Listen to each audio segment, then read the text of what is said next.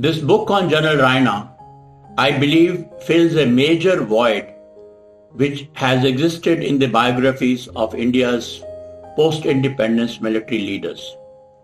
Leaders who, with their profound thinking and vision, have made substantial contribution to professionalism in our armed forces. They have also strengthened its ethos and value system. General Raina was a great soldier. He displayed exceptional military leadership both in war and in peace. Later, he became one of our more far-sighted chiefs. He refused to get involved in the emergency politics in 1975. General Raina's biography also reveals his innate decency, modesty, and compassion. The book covers his inspiring life as well as outstanding service to the nation of vision, professional excellence, and courage.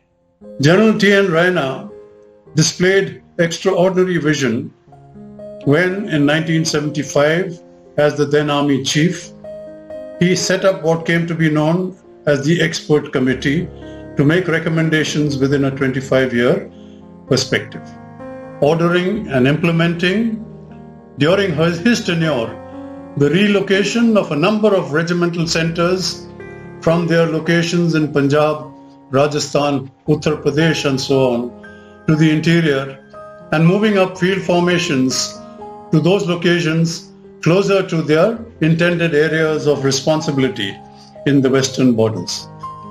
That really was the initiation of the so-called cold start doctrine.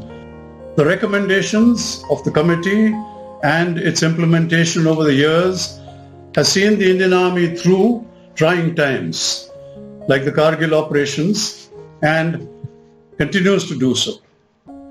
If we were able to deploy tanks, infantry combat vehicles, artillery, aviation elements, and so on into eastern Ladakh effectively today, it is because of that committee's recommendations and the implementation measures that followed. Doctrinal changes that envisioned capacity to launch and sustain mechanized operations in an electronic public information warfare environment, organizational changes that included raising of more armored regiments, large-scale raising and equipping of the mechanized infantry, setting up of the army aviation, acquisition of artillery like the Bofors, guns, air defense equipment acquisitions, and so on.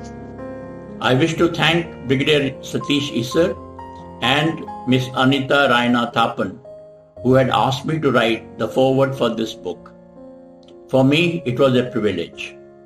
I'm also happy that the privilege of releasing this book goes to another officer from my regiment, the present Army Chief, General Manoj Naravne. Thank you, General Naravne. Thank you, everyone. Jai Hind.